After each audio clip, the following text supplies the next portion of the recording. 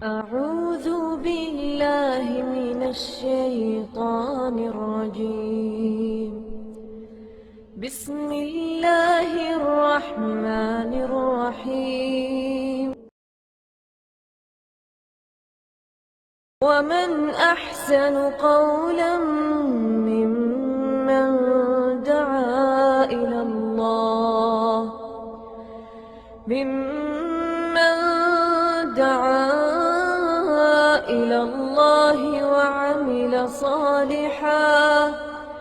وعمل صالحا وقال إنني من المسلمين.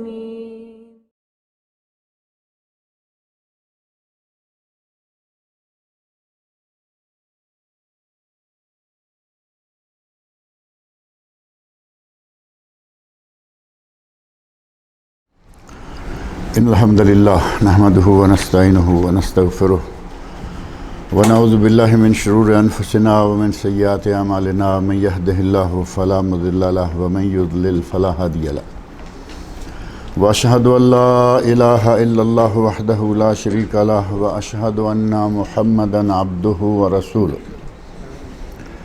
أما بعد فإن خير الحديث كتاب الله وخير الهدي هدي محمد صلى الله عليه وسلم وشر الأمور محدثاتها وكل محدثة بدعة وكل بدعة ضلالة وكل ضلالة في النار. رب اشرح لي صدري ويسر لي أمري واحلل عقدة من لساني يفقهوا قولي. رب أعوذ بك من همزات الشياطين وأعوذ بك رب أن يحضرون.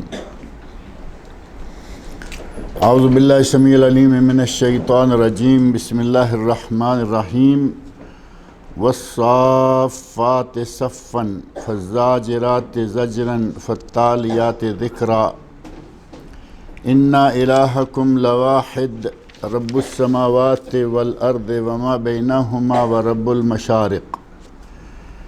انا زینا السماء الدنیا بزینۃ الکواکب وحفظا من کل شیطان مارد. لا یسمعون الی الملأ الاعلی ویقذفون من کل جانب دحورا ولہم عذاب واصب. الا من خطف الخطفة فاتبعه شہاب ثاقب.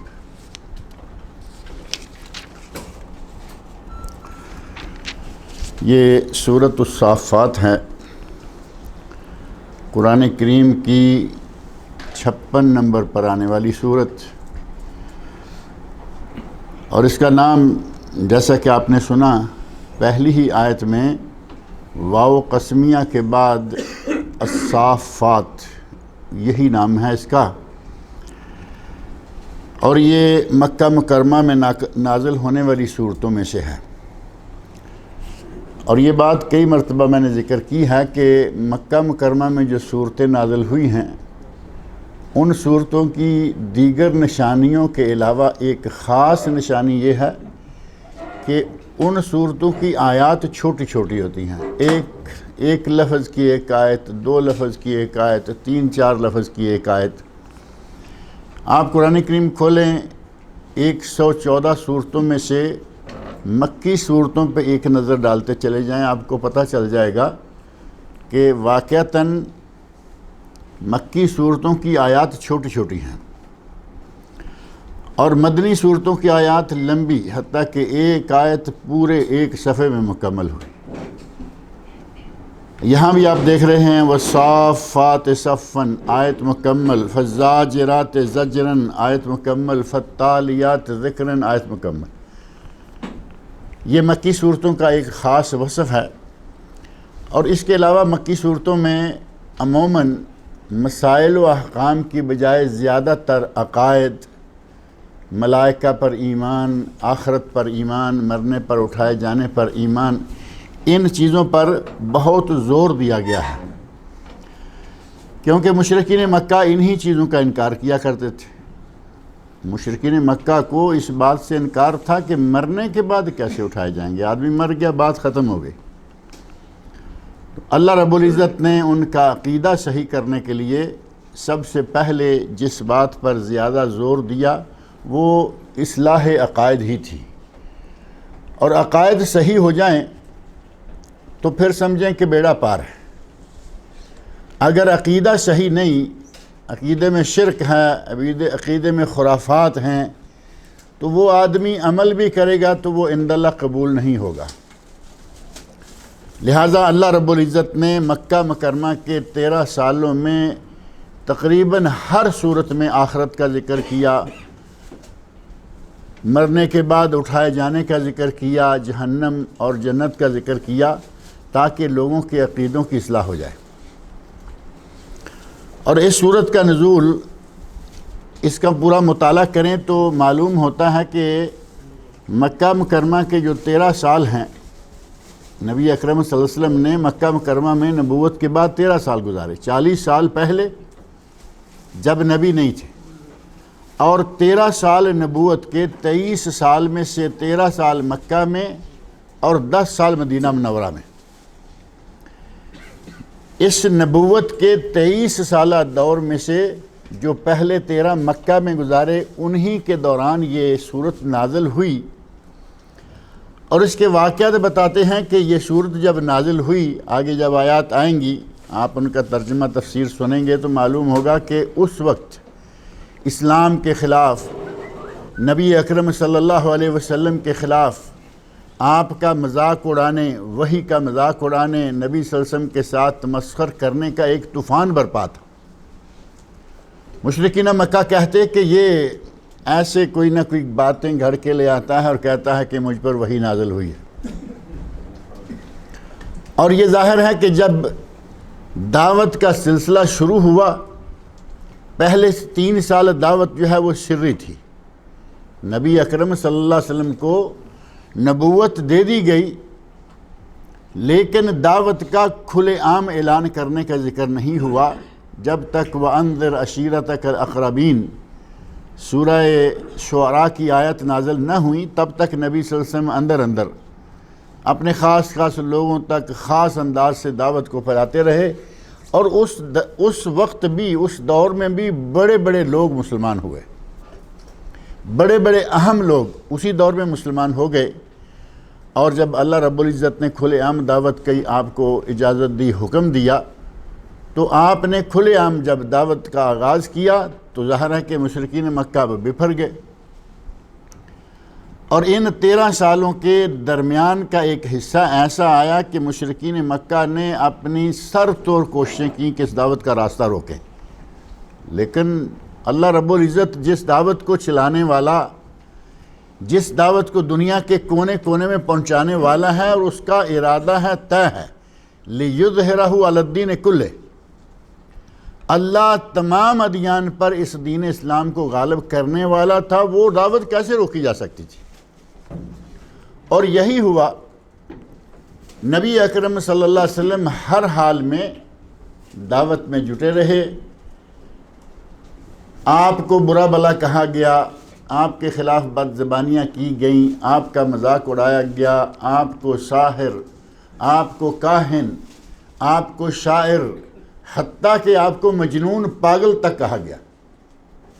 لیکن نبی صلی اللہ علیہ وسلم نے دعوت نہیں چھوڑی، بلکہ یہ سلسلہ مسلسل جاری رکھا. اور اس صورت میں اللہ رب العزت نے بعض ایسے امور ذکر کیے ہیں جن سے اندازہ ہوتا ہے کہ یہ صورت ان حالات میں نازل ہوئی جن حالات میں مکہ میں مسلمانوں کی حالت بہت پتلی تھی. اللہ رب العزت نے مسلمانوں کو اپنا لشکر قرار دیا. اور وہ لشکر کتنا تھا؟ مشرکین مکہ سے تنگ آ کر لوگ حبشہ جا رہے ہیں، تنگ آ کر لوگ اپنے شہر کو چھوڑ کر ادھر ادھر اپنی پناہ لے رہے ہیں. ان ایام میں اللہ رب العزت نے ان مسلمانوں کو اپنا لشکر قرار دیا، ان مسلمانوں کو فتح و نصرت کی خبریں دی. وہ ایام، وہ زمانہ جب کہ مسلمانوں کے روشن مستقبل کی کوئی بظاہر کرن تک نظر نہیں آتی تھی. اللہ رب العزت نے اس صورت میں اس زمانے کی بعض چیزوں کا تذکرہ اس انداز سے کیا. اور یقیناً جب اللہ رب العزت ایک چیز بیان کرتے ہیں تو یہ یقیناً واقع ہوگی، لیکن بظاہر اس وقت ایسی کوئی چیز نظر نہیں آتی تھی. اللہ رب العزت نے اسی صورت کی آیت نمبر 70-71 کے آگے جا کر آخر میں کچھ چیزوں کا تذکرہ کیا. وَلَقَدْ سَبَقَتْ كَلِمَتُنَا لِعِبَادِنَا الْمُرْسَلِينَ. اللہ رب العزت نے فرمایا کہ ہمارے بندے ہیں، مرسلین ہیں، ہمارے رسول ہیں، انبیاء اور رسل کے لیے ہمارا سب کلمہ جو ہے وہ پہلے سے سبقت لے جا چکا ہے، یعنی ہماری بات یہ پہلے سے طے ہو چکی ہے. انہم لمنصورون، کہ یہی فتح و نصرت پائیں گے. ہمارے انبیاء رسولوں کے لیے یہ بات ہماری طرف سے پہلے طے ہو چکی ہے کہ جو فتح ہوگی، غلبہ ہوگا، وہ ہمارے انہی لوگوں کا. مسلمان پٹ رہے ہیں، مسلمانوں پہ ظلم کی چکی چلائی جا رہی ہے، چکی کے دو پارٹوں میں پس رہے ہیں، اور اللہ رب العزت کہہ رہا ہے کہ ہمارا اپنے رسولوں سے وعدہ ہے، ہم ان کو یہ بات پہلے سے بتا چکے ہیں، دے چکے ہیں. ہمارا یہ فیصلہ صادر ہو چکا ہے کہ ہمارے رسول ہی غالب رہیں گے، انہیں ہی فتح و نصرت ملے گی. یہ مومنوں مسلمانوں کو اہل مکہ میں، جو مکہ میں مسلمان تھے، ان لوگوں کو اللہ رب العزت نے وہ مجدہ، وہ خوشخبری سنائی کہ جو ان حالات میں نظر بھی نہیں آتی تھی. اللہ نے فرمایا وَلَقَدْ سَبَقَتْ كَلِمَتُنَا لِعِبَادِنَا الْمُرْسَلِينَ. ہمارے رسولوں کے لیے یہ ہمارا کلمہ سبقت لے جا چکا، پہلے صادر ہو چکا ہے ہمارا یہ حکم. اِنَّهُمْ لَهُمُ الْمَنْصُورُونَ، کہ یہی فتح و نصرت پائیں گے. وَإِنَّ جُنْدَنَا لَهُمُ الْغَالِبُونَ، اور ہمارا لشکر ہی غالب رہے گا. اب یہ مسلمانوں کی جماعت جو کہ مشرکین کی زیادتیوں، ان کے ظلم، ان کے ستم و جور سے گھبرا کر ادھر ادھر نکل چکے تھے، حتیٰ کہ خود نبی صلی اللہ علیہ وسلم نے اجازت دی کہ تم حبشہ چلے جاؤ. ان ایام میں اللہ رب العزت مٹھی بھر صحابہ 40 سے لے کے 70 تک کے قریب مکہ میں مسلمان رہ گئے تھے. اللہ نے فرمایا ان جندنا لہم الغالبون، ہمارا لشکر ہی غالب رہے گا. اب آپ دیکھ سکتے ہیں کہ ایک طرف کفر کی اتنی بڑی طاقت ہو، دوسری طرف 70 80 50 100 آدمی ہوں، تو ان کو اللہ نے اپنا لشکر قرار دیا. جندنا، ہمارا لشکر. اور یہ یقینی باتیں تھیں کہ جب اللہ جندنا کہہ رہا ہے تو یہ اللہ کا لشکر ہی غالب رہے گا. مسلمانوں کو اس کا یقین تھا. اللہ رب العزت نے وہ باتیں بتائیں. فَتَوَلَّ عَنْهُمْ حَتَّى حِينٍ، نبی صلی اللہ علیہ وسلم کو اللہ رب العزت نے تاکید فرمائی کہ آپ ایک وقت آنے تک ان کو دفع کر دیں. فَتَوَلَّ عَنْهُمْ، خلید تولی کہتے ہیں یہاں، خلید تولی کا لفظ معروف ہے، خلید تولی یعنی دفع کرو اس کو.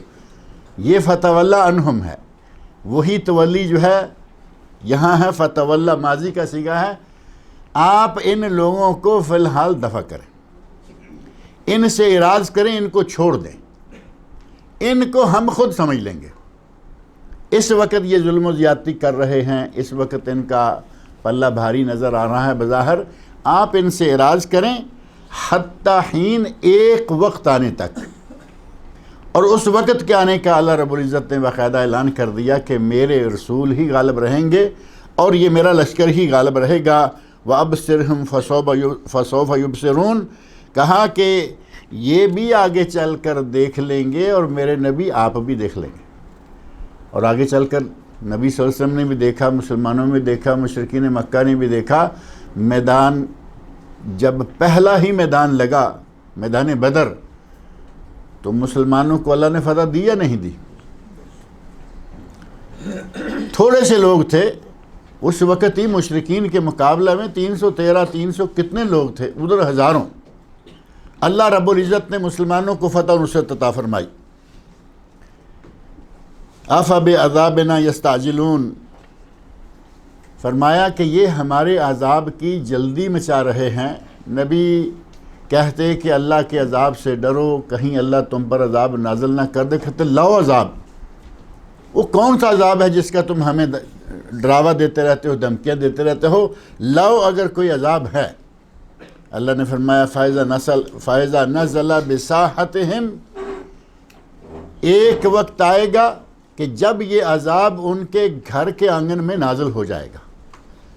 اللہ رب العزت نے پکی یقین دانی کرا دی کہ ان کے گھروں کے صحنوں میں عذاب داخل ہو جائے گا. فَسَاءَ صَبَاحُ الْمُنذِرِينَ، اور اس وقت جن کو تنبیہ کی جا رہی ہے اس وقت ان کی کیا حالت ہوگی؟ فَسَاءَ، بہت ہی سوء اور بری حالت ہو جائے گی. دوبارہ فرمایا وَتَوَلَّ عَنْهُمْ حِينَ حَتَّى حِينَ، اے میرے نبی ان کو چھوڑیں، ان سے اعراض کریں ایک وقت آنے تک. پہلا جو یہ جملہ ہے، یہ آیت ہے فَتَوَلَّ عَنْهُمْ حَتَّى حِينَ، اہل تفسیر نے لکھا کہ اس سے مراد یہ ہے کہ اے میرے نبی آپ ان کو دفع کریں، ہم ان کو دیکھ لیں گے. اور اس سے مراد ان کا دنیا میں دیکھ لینا ہے. غزوہ بدر میں، غزوہ احد میں، غزوہ تبوک میں، غزوہ حنین میں، فتح مکہ کے موقع پر اللہ نے ان کو دکھا دیا، مسلمانوں کو بھی دکھایا کہ تم سے وعدہ کیا تھا فتح و نصرت کا، فتح و نصرت حاصل ہوئی، اور مشرکین مکہ کو بھی دکھا دیا. اور یہ جو دوسری مرتبہ کہا ہے وَتَوَلَّ عَنْهُمْ حَتَّى حِينَ، اے میرے نبی ان کو ایک وقت آنے تک چھوڑ دیجئے، دفع کیجئے، ان کو ہم سمجھ لیں گے. اس سے مراد ہے آخرت کا دیکھنا، کہ جب ان کے سامنے عذاب آ جائے گا ان کو پتہ چل جائے گا کہ میرا نبی جو باتیں کہتا رہا ہے وہی صحیح تھی، انہی پہ ہی ان کو چلنا چاہیے تھا. اللہ رب العزت نے اس صورت میں یہ آیتیں نازل کیں. آیتیں اس وقت یہ نازل ہوئی ہیں جس وقت مسلمانوں کی حالت بہت پتلی تھی. مادی قوت، افرادی قوت، نہ کوئی پائی پیسہ اتنا تھا، نہ کوئی بہت بڑی فوج تھی، نہ ان کے کوئی باغات اور قلعے تھے. بالکل معمولی حالت کے مسکین قسم کے لوگوں کا ایک چھوٹا سا گروہ تھا. اللہ رب العزت نے اس وقت وعدے کیے کہ ہمارے لشکر کامیاب ہوں گے، ہمارے لشکر فتح پائیں گے، اور ہمارے نبیوں کو ہمارا یہ وعدہ پہلے سے ہے کہ تم ہی غالب رہو گے اور تمہارے ساتھی ہی غالب ہوں گے. اسی صورت میں وہ آیات بھی موجود ہیں. اللہ رب العزت نے اس صورت کے آغاز میں قسم کھائی. واو جو ہے، واو قسمیہ بھی ہوتی ہے، واو عاطفہ بھی ہوتی ہے. واو کا معنی اور بھی ہے نا، ہاذا و ہاذا و ہاذا، جو واو درمیان میں آتی ہے اس کا معنی ہوتا ہے یہ اور یہ اور یہ، اور بمعنی عطف. اور ایک واو قسمیہ ہوتی ہے والعصر، قسم ہے زمانے کی، معروف ہے نا، والعصر والعادیات ضبحا، یہ واو قسمیہ ہے. اور وہی واو قسمیہ یہاں بھی ہے والصافات صفا، قسم ہے مجھے صف بستہ، صف در صف کھڑے ہوئے فرشتوں کی. اللہ رب العزت نے عالم بالا میں فرشتوں کی قسم کھائی، اور ان کی ایک صفت یہ بیان کی کہ وہ صفیں باندھے ہوئے. والصافات صفا، صف تو معروف ہے نا، قطار اندر قطار. مسجد میں صف باندھی جاتی ہے، جہاد کے موقع پر صف باندھی جاتی ہے، عبادت میں بھی، جہاد میں بھی. اور اللہ رب العزت کے حکم کو سننے اور اس پر عمل کرنے کے لیے ہر وقت صف بستہ اور تیار رہنے کے لیے بھی. اللہ کے فرشتوں کا عالم یہ ہے کہ اللہ کے فرشتے صفوں کے صفیں کھڑے رہتے ہیں، جب اللہ جو حکم دے گا وہ اس پہ عمل کریں گے، اور ان کے یہاں انکار نہیں ہے. اللہ نے وہ ایسی مخلوق بنائی ہے کہ ان میں انکار نہیں ہے. لا یعصون اللہ ما امرہم ویفعلون ما یؤمرون، وہ اللہ کے حکم کا انکار نہیں کرتے بلکہ وہی کرتے ہیں جو اللہ حکم دیتا ہے. وہ صف بتا کھڑے رہتے ہیں. اللہ نے فرمایا مجھے قسم ہے ان فرشتوں کی جو صفوں میں قطار اندر قطار کھڑے ہیں. فالزاجرات زجرا، اور اللہ کے حکم کو، اس دنیا کے چلانے کو، فرشتوں کو جو جو ڈیوٹیاں اللہ سونپتا ہے وہ ان کو لے کے نکلتے ہیں. والزاجرات فالزاجرات زجرا، اور قسم ہے مجھے ان فرشتوں کی جو ڈانٹ ڈپٹ، زجر، زجر و توبیخ اردو میں لفظ استعمال ہوتا ہے، ہیں دونوں لفظ عربی کے، زجر بھی اور توبیخ بھی. توبیخ کا معنی بھی ڈانٹنا، کسی کو کھروی سخت زبان سے بات کرنا، اور زجر توبیخ دونوں ایک ہی معنی میں مترادف الفاظ ہیں. فرمایا قسم ہے مجھے ان فرشتوں کی جو زجر و توبیخ کرتے ہیں، ڈانٹتے ہیں زوردار طریقے سے. اور وہ کن کو ڈانٹتے ہیں؟ اللہ رب العزت نے ان کو بعض اہل علم نے یہ مفہوم بیان کیا کہ اللہ نے ان کو یہ حکم دیا ہے کہ وہ اپنے خاص انداز سے اللہ کے نافرمانوں کو ڈانٹتے رہتے ہیں. اب اللہ کے نافرمانوں کو وہ ڈانٹتے ہیں. اور ایک معنی یہ بیان کیا گیا کہ اللہ رب العزت نے ان کو جو ڈیوٹیاں دی ہوئی ہیں ان میں سے بعض فرشتوں کی ڈیوٹیاں یہ ہیں کہ وہ بادلوں پر اپنا حکم چلاتے ہیں.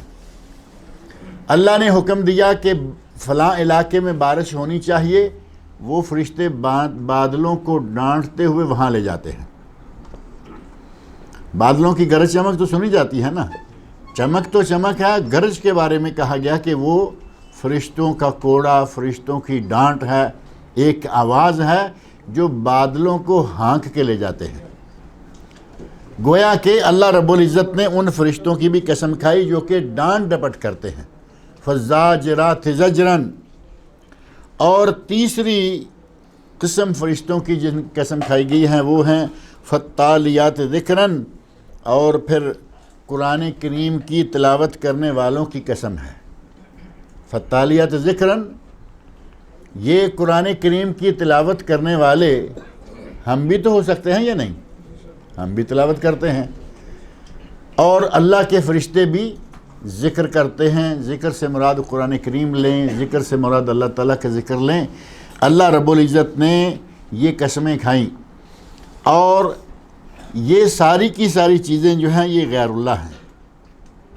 اگر صف بستہ فرشتے ہیں تو وہ بھی غیر اللہ ہیں، اگر ڈانٹ ڈپٹ کرنے والے ہیں تو وہ بھی غیر اللہ ہیں، اور اگر قرآن کریم کی تلاوت یا اللہ کا ذکر کرنے والے ہیں تو وہ بھی غیر اللہ ہیں، فرشتے ہیں.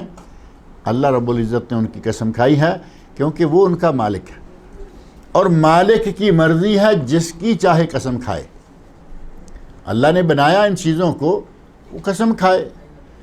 طور کی والتین والزیتون وطور سینین وہذا البلد الامین، 4 قسمیں اکٹھی. والنجم، ستاروں کی قسم. والشمس، قرآن کریم کی قسم. اللہ رب العزت نے بہت ساری قسمیں کھائیں، اور ایک جگہ اللہ نے اپنی بھی قسم کھائی. فلا وربک، اے میرے نبی تیرے رب کی قسم ہے. اور یہ خاص مقام ہے جہاں اللہ نے اپنی قسم کھائی ہے، ورنہ عموماً دوسری چیزوں کی قسمیں کھائی ہیں.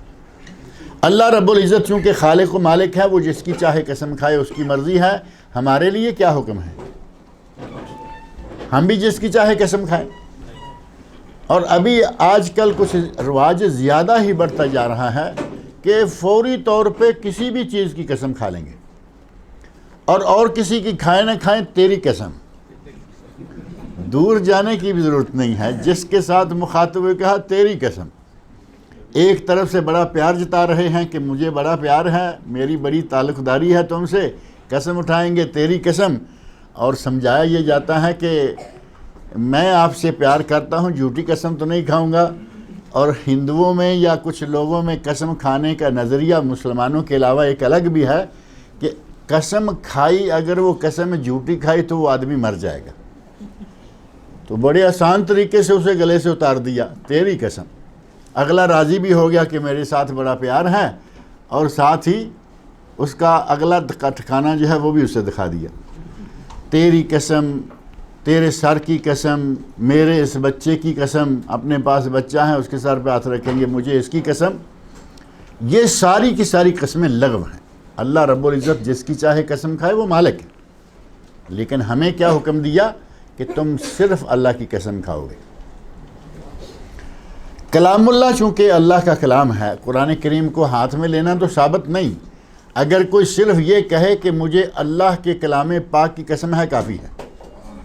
لیکن اگر کوئی، اصل میں ہماری مشکل یہ ہوتی ہے کہ بعض لوگ جب تک سر پہ یا ہاتھ میں قرآن نہ دے اسے قرآن محسوس ہی نہیں ہوتا.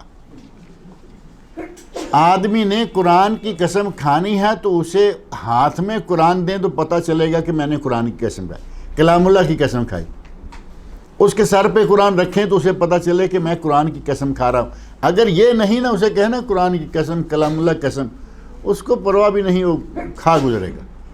حالانکہ یہ قرآن پہ ہاتھ رکھنا، قرآن کو ہاتھ میں لینا، قرآن کو سر پہ رکھنا، اس کی کوئی حقیقت نہیں ہے. صرف کلام اللہ کی قسم، اور کلام اللہ سے مراد یہ کاغذ اور گتا بھی نہیں، جو کلام پاک اس میں اللہ رب العزت کا کلام پاک لکھا ہے مراد وہ ہے، اور اس کی قسم کھانا جائز ہے، کیونکہ کلام اللہ مخلوق نہیں بلکہ وہ اللہ کی صفت ہے۔ اللہ کی صفات کی قسمیں کھائی جا سکتی ہیں، اللہ کی صفات کی قسمیں کھائی جا سکتی ہیں، اللہ کی ذات کی قسم کھائی جا سکتی ہے، لیکن اللہ کی مخلوق میں سے کسی مخلوق کی قسم نہیں کھائی جا سکتی، حتیٰ کہ اللہ کے گھر کی قسم کھانا بھی جائز نہیں ہے۔ اگر کوئی کہے کہ مجھے کعبہ کی قسم ہے، جائز نہیں ہے، کیونکہ نبی صلی اللہ علیہ وسلم نے ارشاد فرمایا ہے من اراد ان یحلف فلیحلف باللہ، اگر کوئی قسم کھانا چاہتا ہے تو اسے صرف اللہ کی قسم کھانا چاہیے، او لیصمت، یا پھر وہ خاموش رہے، یا تو قسم کھائے نہیں، اور اگر قسم کھائے تو صرف اللہ کی قسم۔ ہمارے یہاں ہر کسی کی قسم کھائے چلے جاتے ہیں، قریب ہے، بعید ہے، اور کچھ لوگ تو پیر استاد کی قسم کھائیں گے، کیونکہ انہیں معلوم ہے کہ یہ پیر استاد کی قسم یہ غلط نہیں اٹھائے گا، بھائی اللہ کی قسم بھی غلط اٹھا جائے گا، فلاں کی بھی، کہیں گے جی اپنے پیر و مرشد کی قسم کھاؤ۔ اس طرح کی قسمیں دینا بھی گناہ ہے اور ایسی قسمیں کھانا بھی گناہ ہے۔ قسم صرف اللہ کی، اور اللہ رب العزت جس کی چاہے قسم کھائے۔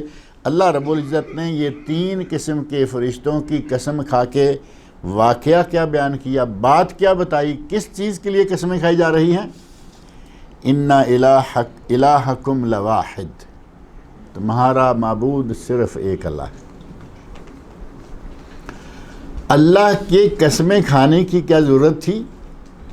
اللہ کے قسمیں کھانے کی کوئی ضرورت نہیں تھی، وہ مالک ہے، وہ کہتا ہے کہ تمہارا رب اللہ ہے، تمہارا مالک ایک ہے، تمہارا خالق ایک ہے، تمہاری تمام تر عبادتوں کے لائق صرف ایک اللہ ہے۔ وہ صرف ایسے ہی کہے تو ہمارا ایمان ہے، لیکن چونکہ مشرکین مکہ نہیں مانتے تھے، مشرکین مکہ اللہ کو بھی مانے جا رہے ہیں، غیر اللہ کو بھی مانے جا رہے ہیں، اللہ سے بھی مانگ لیتے ہیں، غیر اللہ سے بھی مانگ لیتے ہیں۔ اب یہاں ان کے لیے خاص طور پر تاکید کے لیے اللہ رب العزت نے قسمیں کھائیں کہ تمہارا الہ، تمہارا معبود، تمہارے لیے لائق عبادت صرف ایک ہے، اور وہ اللہ تعالیٰ ہے۔ 3 قسمیں کھا کر فرمایا ان الہکم لواحد، تمہارا الہ، تمہارا معبود حقیقی صرف ایک اللہ ہے۔ معبود حقیقی یا معبود برحق، پچھلے ایک درس میں ذکر کر رہا تھا نا کہ معبود حقیقی، معبود برحق کا لفظ ساتھ لگانا یہ مفہوم کو بالکل محدود کر دیتا ہے۔ ایسا نہ ہو کہ کوئی آدمی کہے جی اللہ نے بار بار فرمایا، رسول اللہ فرماتے رہے ہیں کہ تمہارا معبود صرف ایک اللہ ہے، جبکہ معبودوں کی تو یہاں لائنیں لگی ہوئی ہیں، اس کی بھی عبادت ہو رہی ہے، اس کی بھی عبادت ہو رہی ہے، اس کو بھی پوجا جا رہا ہے، ہاتھی، بندر، سانپ، بچھو، ہر چیز کی عبادت ہو رہی ہے، یہ کیسے کہا جا سکتا ہے کہ تمہارا معبود ایک ہے؟ ان کے لیے اگر یہ لفظ ساتھ ہی لگ جائے کہ تمہارا معبود برحق، تمہارا معبود حقیقی صرف ایک اللہ ہے، تو معاملہ کلیئر ہو جاتا ہے کہ وہ جتنے بھی، اگر ایک حقیقی ہوا، ایک برحق ہوا، تو دوسرے کیا ہوئے؟ بات تو سیدھی بات ہے، ایک حق ہے اور وہ ہے اللہ تعالیٰ، باقی جتنے معبود ہوں گے وہ زندوں میں ہوں، مردوں میں ہوں، وہ انسانوں میں ہوں، وہ حیوانوں میں ہوں، جن میں بھی ہوں گے، وہ سارے کے سارے باطل شمار کیے جائیں گے، وہ معبود شمار نہیں کیے جائیں گے۔ ان الہکم لواحد، تمہارا الہ، تمہارا معبود لواحد، لام تاکید کی، یقیناً تمہارا معبود صرف ایک اللہ ہے۔ اور وہ اللہ کون ہے؟ رب السماوات والارض، جو آسمانوں کا رب ہے اور جو زمینوں کا رب ہے۔ رب السماوات والارض، آسمانوں کا رب بھی وہی ہے، آسمانوں کو اسی نے بنایا نا، اور زمینوں کا رب بھی وہی ہے۔ آسمانوں کے تمام تر انتظامات بھی اسی کے ہاتھ میں، زمین کے تمام تر انتظامات بھی اسی کے ہاتھ میں ہیں۔ وَرَبُّ الْمَشَارِقِ، اور وہی ساری مشرقوں کا بھی رب ہے۔ یہاں مشارق کا لفظ جو ہے وہ جمع کا صیغہ ہے، مشرق مفرد یا سنگولر، اور مشارق پلورل یا جمع۔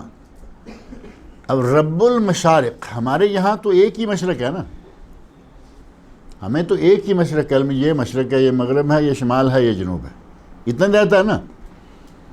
جبکہ اللہ نے قرآن کریم میں مشارق بھی کہا، مشرق بھی کہا اور مشرقین بھی کہا. مشرقین، مغربین، مشارق اور المشرق والمغرب، ان کی اہل علم نے، اور قرآن کریم میں یہ الفاظ مختلف جگہوں پہ آئے ہیں. المشارق کا لفظ فلا اقسم برب المشارق، اور وہاں ساتھ ہی المغارب بھی ہے. قسم ہے مشرقوں کے رب کی اور قسم ہے مغربوں کے رب کی. 70 نمبر پر سورت ہے سورۃ المعارج، اس کی آیت 40 میں یہ الفاظ ہیں. فلا اقسم برب المشارق والمغارب، مجھے قسم ہے سارے مشرقوں اور سارے مغربوں کے رب کی. اب یہ سارے مشرق مغرب کتنے ہیں؟ امام شوکانی رحمۃ اللہ نے اپنی تفسیر فتح القدیر میں لکھا ہے کہ جتنے دن ہوتے ہیں سال کے اتنے ہی مشرق ہوتے ہیں. ہر دن سورج اپنی ایک نئی جگہ سے نکلتا ہے.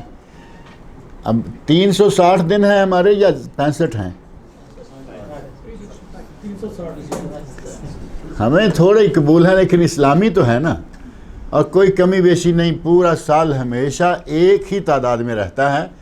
دوسری پارٹی کے 365 ہیں، کبھی 66 ہو جاتے ہیں، یعنی اپنے آپ پر بھی کوئی اعتماد نہیں ہے. 3 سال 365 رہتے ہیں اور چوتھے سال جا کے 366، جو وہ لیپ کا سال کہتے ہیں، لیپ ایئر. ہمارے 360 دن ہیں، تو اس کا مطلب ہوا کہ ہر روز سورج جو ہے وہ نئی جگہ سے نکلتا ہے، ہر روز ایک نئی مشرق ہوتی ہے، اور کم از کم یہ مشرق جو ہے 360 جگہیں ہیں. اور مشرق کتنا بڑا ہے! آپ یہ مشرق کی طرف ہمارا منہ ہے، وہاں سے لے کے وہاں تک جہاں تک نظر جا رہی ہے مشرق ہی مشرق ہے نا.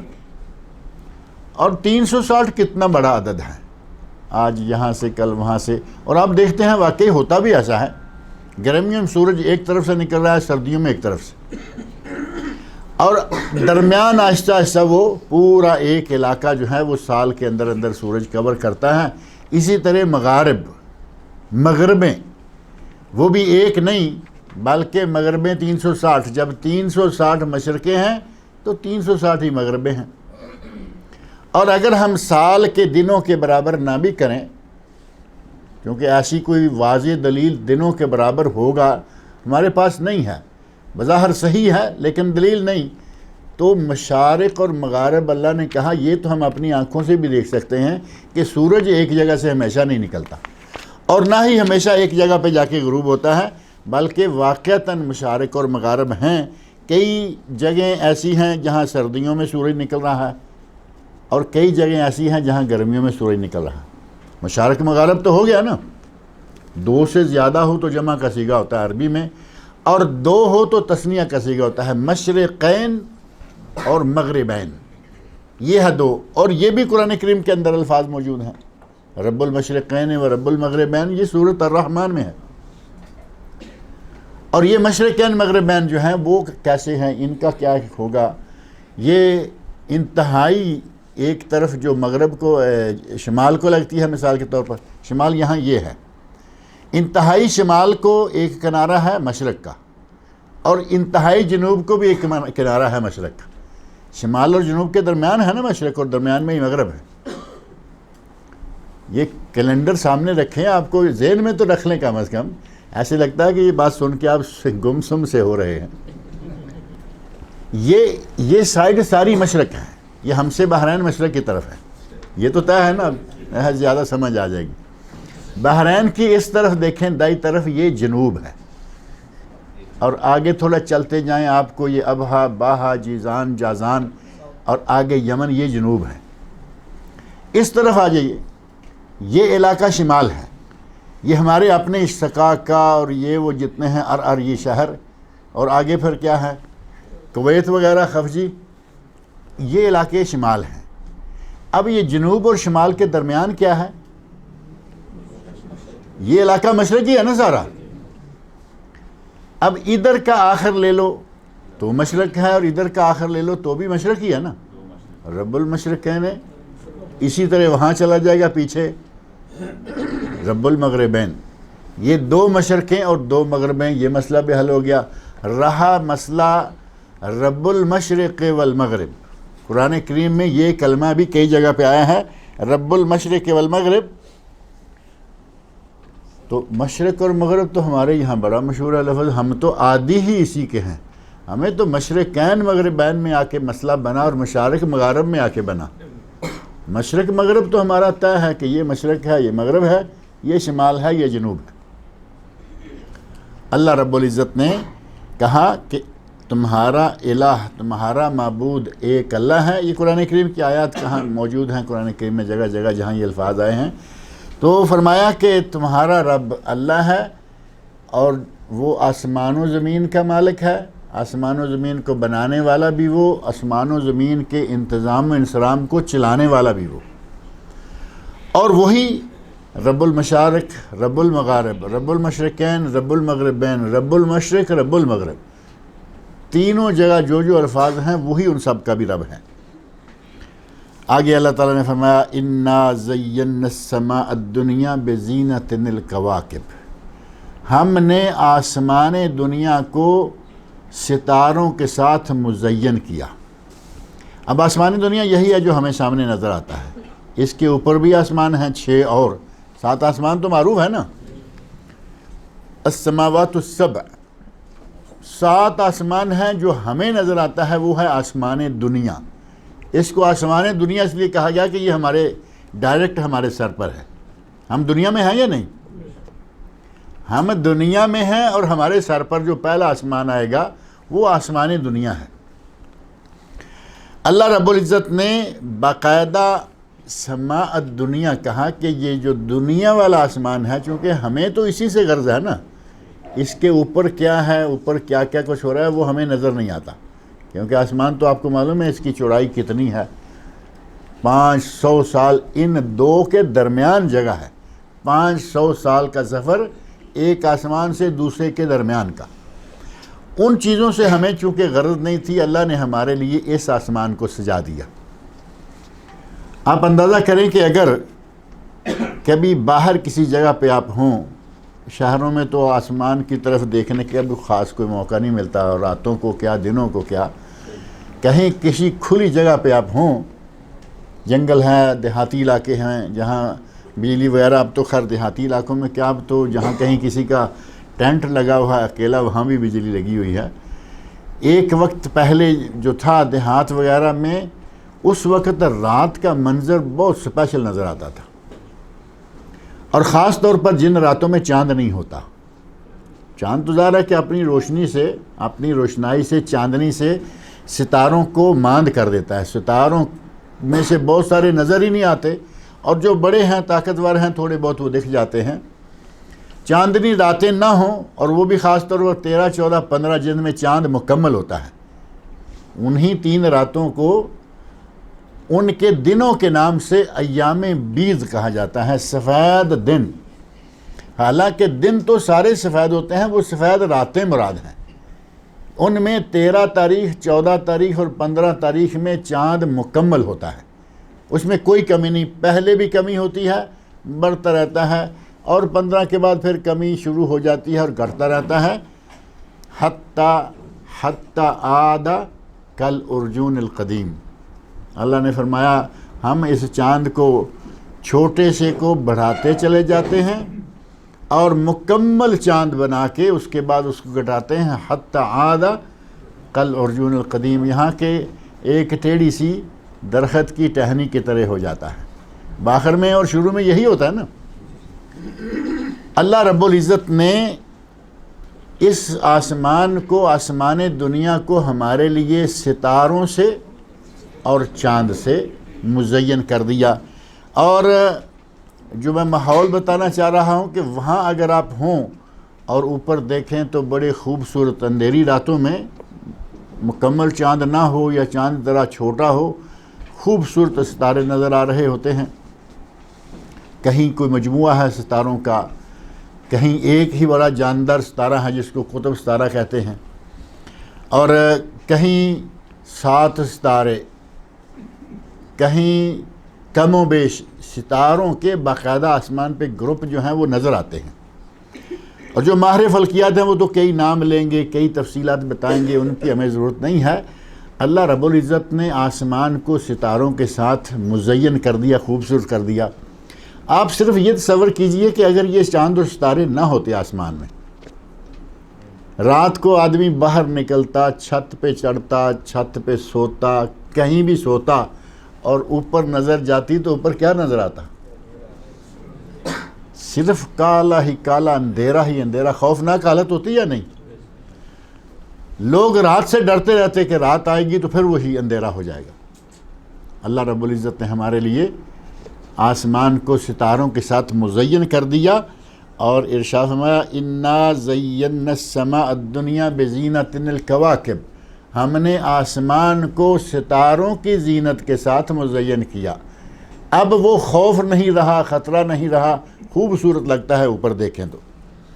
وحفظا من کل شیطان مارد، اور ان کا کام، ستاروں کا کام صرف یہی نہیں ہے کہ یہ خوبصورتی دیتے ہیں، یہی نہیں کہ انہوں نے آسمان کو مزین کیا ہوا ہے، آسمان کو چمکایا اور خوبصورت بنایا ہوا ہے، بلکہ ان ستاروں کا ایک کام یہ بھی ہے، حفظاً وحفظاً من کل شیطان مارد، ہر سرکس شیطان سے حفاظت کا ذریعہ بھی یہ ستارے ہیں۔ اب وہ شیطانوں سے حفاظت کیسی، اور شیطانوں سے حفاظت کے لیے یہ کیا کرتے ہیں، وہ آپ موقع بہ موقع دیکھتے ہیں راتوں کو۔ وہی بات ہوگی کہ کہیں کھلی جگہ جائیں گے تو وہ بات نظر آئے گی کہ یہاں سے ایک ستارہ بھاگا گیا، دور تک گیا اور ختم ہو گیا۔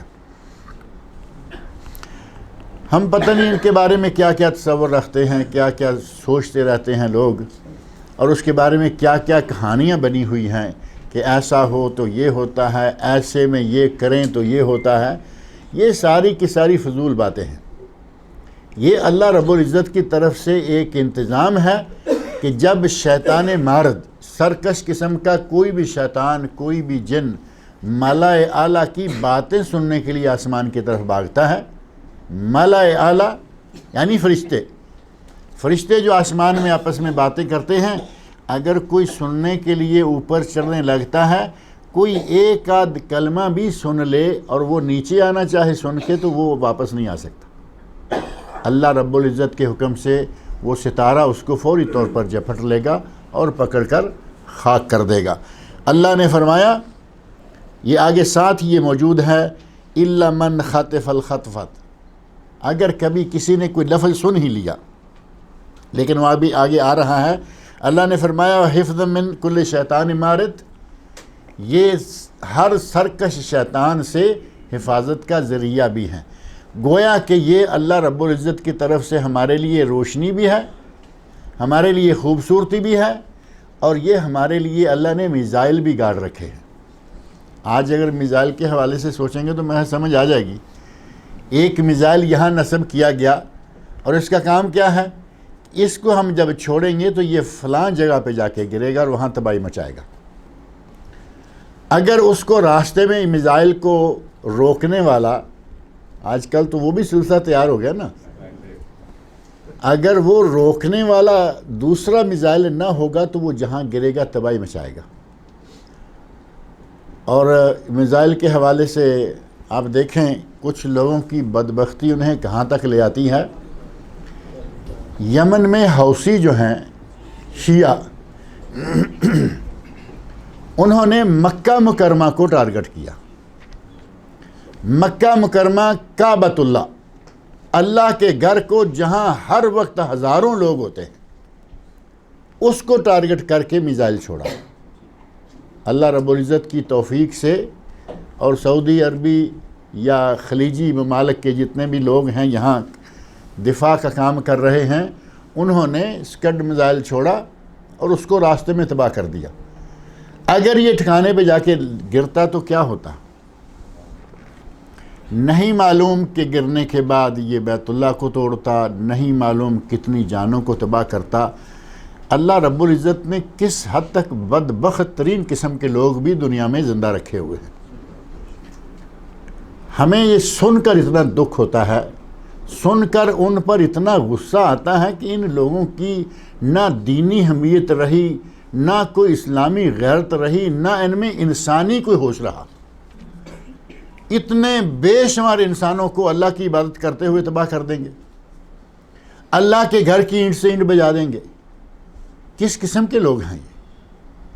اور کہنے کو وہ اپنے آپ کو معلوم ہے کیا کہتے ہیں؟ کہتے ہیں کہ ہم مومن ہیں، ہم مومن ہیں۔ یہ سارے میں آپ ہمیں کیا کہتے ہیں؟ آپ کا نام تو آپ کو معلوم ہوگا نا ان کے نزدیک کیا ہے، اب آپ خاموش رہیں تو الگ بات ہے۔ وہ کہتے ہیں کہ ہم مومن ہیں، یہ سارے منافق ہیں۔ اور نعوذ باللہ صحابہ کرام تک کو، ہم تو کچھ بھی نہیں ہیں، صحابہ کرام تک کے بارے میں یہ بد زبانیاں کی۔ اللہ رب العزت ان لوگوں سے اس دنیا کو پاک کرے دو میں سے ایک طریقے سے، چاہے تو ان کو اٹھا کے دنیا کو پاک کر دے، چاہے تو ان کو ہدایت دے کے دنیا کو پاک کر دے۔ وہ مالک ہے، جیسے بھی چاہے کرے۔ اللہ رب العزت نے ستاروں کو شیطانوں کے لیے میزائل بنا کے رکھا ہے۔ اگر کوئی شیطان مارد، سرکش شیطان آسمان کی کوئی خبر چرا کے بھاگنا چاہتا ہے، میزائل اس کے پیچھے پہنچ جاتا ہے اور اس کو راستے میں ہی تباہ کر دیتا ہے۔ ایک کام یہ کہ یہ زینت ہے، دوسرا کام یہ کہ یہ حفاظت کرتے ہیں۔ اور قرآن کریم میں اللہ رب العزت نے ان کا ایک تیسرا کام بھی ذکر کیا ہے، اور وہ کام ہے کہ یہ بر و بحر میں مسافروں کے لیے رہنمائی کا کام بھی کرتے ہیں۔ رہنمائی کا کام بھی کرتے ہیں یا نہیں؟ راتوں میں چلنے والے جو ہیں وہ پھر وہی بات آ جائے گی کہ ہمیں نہ راتوں میں چلنے کی، نہ ان ستاروں سے رہنمائی لینے کی ضرورت پڑی، نہ ہمارے ذہن میں یہ بات بیٹھتی ہے۔ اللہ رب العزت نے ان ستاروں کے ذریعے راتوں کو چلنے والوں کے لیے، سمندر کے اندر صحراؤں میں چلنے والوں کے لیے ہدایت کا ذریعہ بھی بنایا ہے۔ اور وہ لوگ دیکھتے ہیں کہ اس وقت قطب ستارہ کہاں ہے، اس کے بعد شمال جنوب طے ہو جائے گا، ہم نے کس طرف جانا ہے، سمت طے ہو جائے گی۔ یہ ہدایت کا ذریعہ بھی ہے۔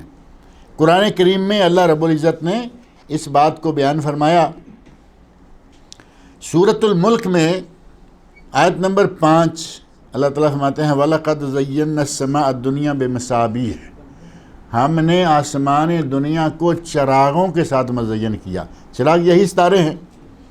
وَجَعَلْنَاهَا رُجُومًا لِلشَّيَاطِينِ، انہیں شیطانوں کے لیے ہم نے کیا بنایا؟ میزائل۔ میں نے آج کی زبان استعمال کی ہے، سیدھا سیدھا وہ ترجمہ نہیں، لیکن آج کی زبان میں کہا جا سکتا ہے کہ اللہ نے شیطانوں کے لیے ان ستاروں کو میزائل بھی بنا دیا تاکہ یہ کہیں بدبختی سے آگے نہ بڑھ جائیں۔ ان کو مارنے کے لیے، شیطانوں کو ختم کرنے کے لیے بھی ستاروں سے کام لیا جاتا ہے۔ وَآتَدْنَا لَهُمْ عَذَابَ السَّعِيرِ، اور ہم نے ان کے لیے بہت ہی تکلیف دہ سخت عذاب تیار کر رکھا ہے۔ اور اسی طرح اللہ رب العزت نے دیگر مقامات پر بھی کہا۔ سورہ حامیم سجدہ میں اللہ رب العزت نے فرمایا وَزَيَّنَّا السَّمَاءَ الدُّنْيَا بِمَصَابِيحَ، ہم نے آسمان دنیا کو چراغوں کے ساتھ مزین کیا، وَحِفْظًا، اور یہ حفاظت کا کام بھی کرتے ہیں، ذَلِكَ تَقْدِيرُ الْعَزِيزِ الْعَلِيمِ، اور یہ اللہ عزیز العلیم کی تقدیر، یعنی یہ اس کی طرف سے طے شدہ امور ہیں۔ اب یہ زینت کا ذکر یہ 2-3 مقامات میں نہیں، زینت کا ذکر کئی مقامات پر آیا۔ اور سورۃ النحل، قرآن کریم کی 16ویں سورت جو ہے، سورۃ النحل کی آیت نمبر 16 میں اللہ تعالیٰ نے فرمایا وَبِالنَّجْمِ هُمْ يَهْتَدُونَ، وَبِالنَّجْمِ هُمْ يَهْتَدُونَ، وہ ستاروں کے ذریعے یہتدون میں ہدایت کا لفظ نظر آتا ہے یا نہیں؟ عربی آدمی بہت زیادہ باریکی سے نہ بھی جانتا ہو تو کچھ موٹی موٹی باتیں سمجھ میں آ جاتی ہیں۔ یہتدون، اہتدا، ہدایت، یعنی قریب قریب اس کے وہ ایک لفظ اس میں نظر آتا ہے، خدا نظر آ جائے گا کم از کم۔ اللہ کے نظام میں، اس کائنات کے نظام میں ستاروں کو اللہ نے فرمایا وَبِالنَّجْمِ هُمْ يَهْتَدُونَ، اور ستارے کے ذریعے ہی وہ ہدایت بھی پاتے ہیں۔ تو ستاروں کے کتنے کام ہو گئے؟ ستاروں کے 3 کام ہو گئے موٹے موٹے، ایک حسن و خوبصورتی، زینت، اور دوسرا کام ہو گیا شیطانوں کے لیے اسلحہ یا میزائل، اور تیسرا کام رہنمائی اور ہدایت۔ مسافر رات میں چل رہا ہے، وہ اپنا راستہ کس سمت کو اختیار کرنا چاہتا ہے، اللہ رب العزت اس کو ان ستاروں کے ذریعے رہنمائی کر دیتا ہے۔ اور یہ آج تو بہت سارے سلسلے آ گئے، آپ کو کچھ بھی دیکھنے کی ضرورت نہیں ہے، آپ کے سامنے اتنا سا کہ میٹر لگا ہوا ہے، وہ آپ کو بتا رہا ہے دائیں جاؤ بائیں جاؤ، آپ گویا کہ آنکھیں بند کر کے بھی سفر کرتے جا سکتے ہیں۔ آج کل وہ آ گیا نا، گاڑیوں میں بھی آ گیا، موبائل میں بھی آ گیا، اور ابھی تو ایک وہ جو نئی چیز آپ دیکھتے ہیں، یہ گوگل میپ والوں نے جو دیا ہے لوکیشن فائنڈر، اتنی عجیب چیز ہے۔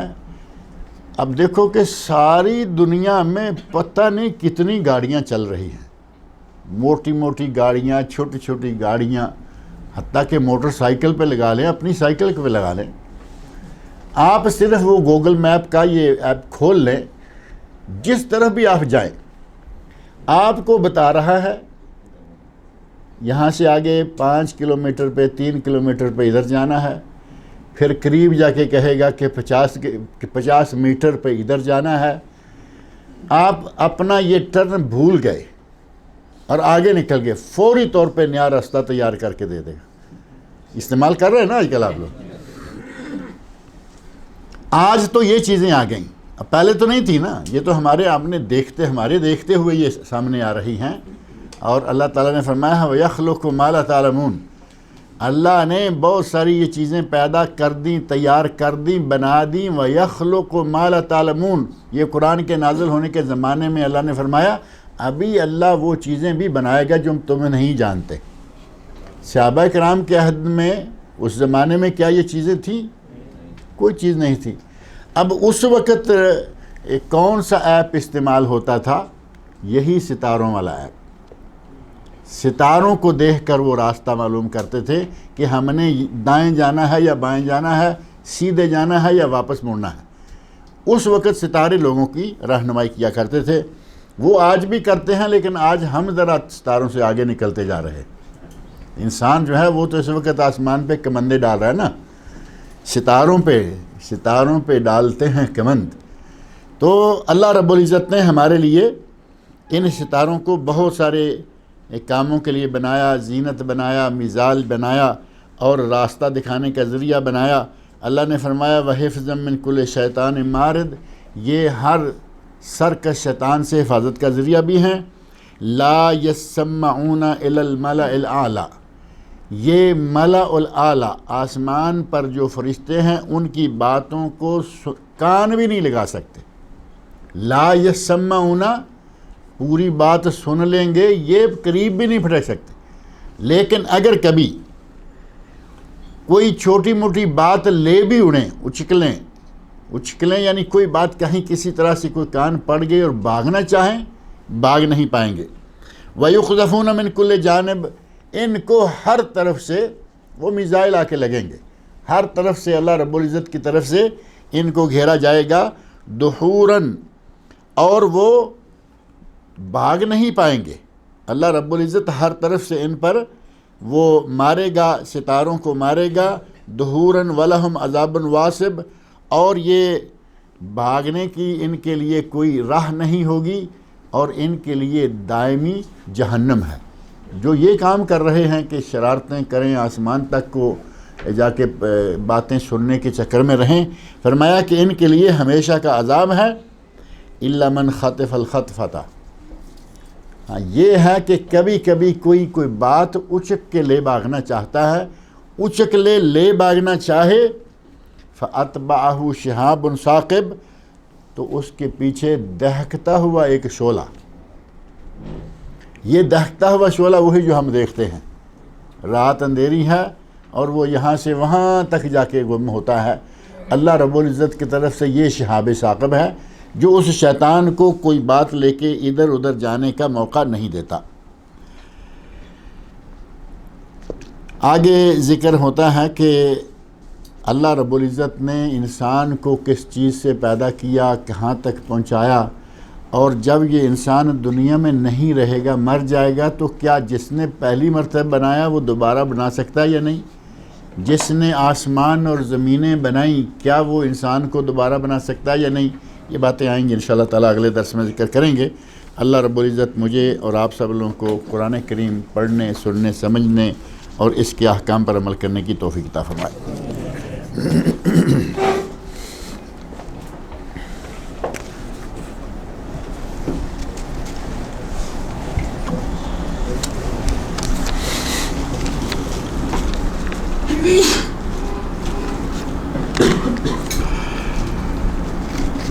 سوال ہے کہ کچھ لوگ عموماً بات چیت کے دوران گالیاں بکتے ہیں، حدیث گالی بکنے والوں کے بارے میں کیا کہتی ہے؟ نبی اکرم صلی اللہ علیہ وسلم نے ارشاد فرمایا اپنے ماں باپ کو گالیاں نہ دو، اپنے ماں باپ کو گالیاں نہ دو۔ صحابہ کرام کہتے ہیں یا رسول اللہ کیا کوئی اپنی ماں کو بھی گالی دے سکتا ہے؟ ماں باپ یا ماں کو کوئی گالی دے سکتا ہے؟ تو نبی صلی اللہ علیہ وسلم فرمایا ہاں، یہ کسی کی ماں کو گالی دیتا ہے وہ اس کی ماں کو گالی جواباً دے دیتا ہے، اس نے گویا کہ اپنی ماں کو گالی دی۔ یہ بات بالکل واضح ہے یا نہیں کہ آج یہ کسی کی ماں کو گالی دے گا تو سامنے والا کوئی گنگا تو ہے نہیں، تھوڑا سا شاید ہو سکتا ہے کہ کبھی کبھی وقتی طور پر ڈرتے ہوئے فوری جواب نہ دے، لیکن وہ دل میں 1000 گالیاں دے گا کہ میری ماں کو اس نے ایسے کہا، اس کی ماں کی ایسی کی تیسی، ہے یا نہیں؟ اب اس نے گویا کہ اپنی ماں کو خود گالی دی، اور ماں کے بارے میں، ماں باپ کے بارے میں اللہ نے فرمایا فَلَا تَقُلْ لَهُمَا اُف، قرآن کریم، فَلَا تَقُلْ لَهُمَا اُف، انہیں تم اف تک نہ کہو۔ گالی دینا تو بہت دور کی بات ہے، قرآن بھی اور نبی صلی اللہ علیہ وسلم کا فرمان بھی اس بات سے سختی سے روک رہا ہے کہ اپنی زبان سے گالی گلوچ نہ کیا جائے۔ منافق کی جو نشانیاں بتائی گئی ہیں 3، اور ان میں 3 کے ساتھ ایک حدیث میں چوتھی بھی ہے الگ سے، کیونکہ ایک حدیث جو معروف ہے نا وہ ہے آیت المنافق 3، منافق کی 3 نشانیاں ہیں، اور دوسری حدیث ہے اس میں ہے 4 من کن فیہ، جس میں 4 باتیں ہوں گی، یعنی ٹوٹل 4 ہو گئی۔ ان میں ہے اذا حدث کذب، جب بات کرے تو جھوٹ بولے، اذا وعد اخلف، جب وعدہ کرے تو وعدہ خلافی کرے، واذا اؤتمن خان، جب اس کو امانت دی جائے تو امانت میں خیانت کرے۔ اور دوسری 4 والی روایت میں ہے وَإِذَا خَاصَمَ فَجَرَ، جب وہ جھگڑنے لگے تو گالی گلوچ پر اتر آئے۔ اب گالی گلوچ پہ اتر آئے، نبی صلی اللہ علیہ وسلم نے فرمایا کہ یہ منافقوں کی نشانی ہے، نفاق کی نشانی۔ اور ساتھ ہی آپ یہ بھی فرماتے ہیں کہ اگر کسی میں ایک نشانی پائی گئی تو اس کے بقدر وہ منافق ہے۔ یہ تقسیم تو آسان ہے نا، اب 4 نشانیاں پائی گئیں تو وہ منافق ہے، 1 پائی گئی تو 25%، 2 پائی گئیں تو 50%، 3 پائیں تو 75%، اور 4 پائی گئی تو نبی سے فرماتے ہیں کانا منافقاً خالص، کانا منافقاً خالص، یہ پیور منافق ہے۔ خالصہ کا ترجمہ پیور صحیح ہے نہیں، خالص منافق، پکا منافق، پیور منافق۔ گالی گلوچ اس میں سے 25% حصہ ہے۔ آپ اندازہ کریں کہ گالی دینا کتنا برا ہے، اور گالی دینے کے لیے کوئی جنگ نہیں، کوئی لڑائی نہیں، ہنستے ہوئے بکتے ہیں، ہنستے کھیلتے گالی تیری ماں کی تیری بہن کی کیے چلے جا رہے ہیں۔ کوئی بڑی مجبوری، کوئی ضرورت، کسی آدمی جذبات میں مغلوب ہو گیا، کہیں کسی کی زبان سے کوئی ایسی بات نکلے، ہنستے کھیلتے بیٹھ کے آرام سے کھیل رہے ہیں، گالی بھی کیے کریں۔ ابھی پچھلے دنوں کچھ ویڈیوز یا کلپس ایسے آئے میڈیا میں جن میں کچھ مولوی یا کچھ بنے ہوئے مولوی ہیں، نہیں مولوی لیکن بن کے مولویوں میں آ چکے ہیں، ان کی زبان سے اتنی گندی گندی گالیاں نکلی ہوئی آئیں جن میں سے ایک ٹیلی ویژنوں پہ آج کل بڑا راج کر رہا ہے، عالم آن لائن پروگرام، اس کا عالم آن لائن یہ چل رہا ہے، کبھی بول ٹی وی پہ کچھ بولتا ہے، کبھی کچھ بکتا ہے، بڑا مشہور آدمی ہے ڈاکٹر عامر لیاقت حسین، جانتے ہیں یا نہیں؟ اس کی کچھ ویڈیوز کلپ جو ہیں وہ نکل گئے میڈیا میں، یقین جانیں کہ اتنی گھٹیا زبان وہ شخص استعمال کرے گا سوچ بھی نہیں آدمی سکتا۔ لیکن جب ایک اور کلپ سنا جس میں وہ حضرت ابوبکر صدیق، عمر فاروق رضی اللہ عنہما کے بارے میں اتنی لمبی بد زبانی کر رہا ہے، وہ سن کے سمجھ آتا ہے کہ یہ بغیرت شاید اس سے بھی زیادہ گھٹیا انسان ہے۔ جو حضرت ابوبکر صدیق، عمر فاروق کے بارے میں اتنی گندی زبان استعمال کر سکتا ہے، اس کے لیے ممکن ہے کہ یہ اپنے ساتھیوں کو بک رہا ہے وہ بھی۔ اور ایک مولوی صاحب تو پچھلے دن اور بھی تھے، وہ بڑی گالی نکالتے رہے اور بڑے دھرنے شرنے بھی انہوں نے دیے۔ کیا واقعی انار میں ایک دانہ جنت کا ہوتا ہے؟ کوئی حدیث مبارکہ سے ثابت ہے، پتہ نہیں یہ کس نے حدیث بنائی ہے یا کہاں سے آئی ہے۔ انار میں سارے دانے ہی جنتی ہیں، کیا خیال ہے؟ انار جنتی پھل ہے یا نہیں؟ سارے دانے جنتی مان کے کھائیں مزے سے، آپ کیوں ایک دانہ کر رہے ہیں؟ سارا انار ہی جنتی پھل ہے۔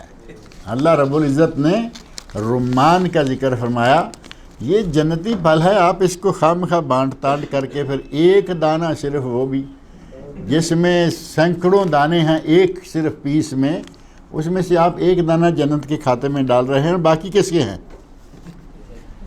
یہ اللہ رب العزت کی مخلوق ہے، جنتی پھلوں میں سے پھل ہیں، اور یہ سارے کا سارا ہی انشاءاللہ جنتی ہے۔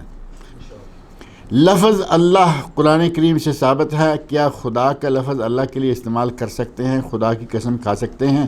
پہلی بات یہ ہے کہ یہ پچھلے دنوں کچھ عرصہ گزرا ہے، یہ کل کی بات کہیں تو ٹھیک ہے، کیونکہ اس میں کئی سال حیدرآبادیوں کے آ جاتے ہیں۔ پرسوں، کل نہیں پرسوں، نہیں پرسوں کی بات ہے کہیں نا تو پچھلے 6، 8، 10 سال تک بات چلی جاتی ہے کہ پرسوں کی بات ہے۔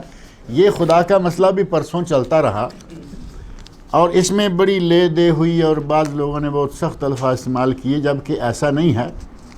صحیح بات یہ ہے کہ اللہ کا اس میں گرامی لفظ جلالت اللہ ہی ہے، رب ہے، رحمان ہے، جتنی اسماء و صفات ہیں اللہ کے وہ سارے ہیں، ان میں کہیں خدا کا لفظ آ بھی نہیں سکتا، ہے بھی نہیں۔ آ کیوں نہیں سکتا؟ کیونکہ خدا کا لفظ عربی نہیں ہے، خدا کا لفظ فارسی ہے۔ اب قرآن کریم میں فارسی کہاں سے آئے گی، اور نبی صلی اللہ علیہ وسلم کی زبان مبارک سے نکلے ہوئے کلمات میں فارسی کہاں سے آئے گی؟ اس لیے لفظ خدا جو ہے یہ قرآن و سنت سے ثابت نہیں۔ البتہ اس کو استعمال کرنے میں تھوڑا سا احتیاط کا پہلو غالب رہنا چاہیے، استعمال نہ کریں۔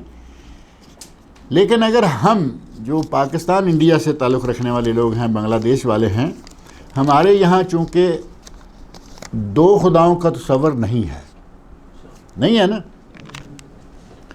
ایران میں آتش پرستوں میں، اور دیکھو اللہ رب العزت کا کرنا ہے کہ نبی صلی اللہ علیہ وسلم کے عہد مبارک سے لے کر آج تک ایران میں فساد ہی فساد چلا آ رہا ہے۔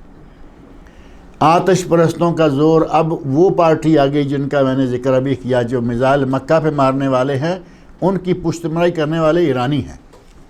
یہ حوثی کن کے بل پہ لڑ رہے ہیں؟ ایران کے بل پر صرف۔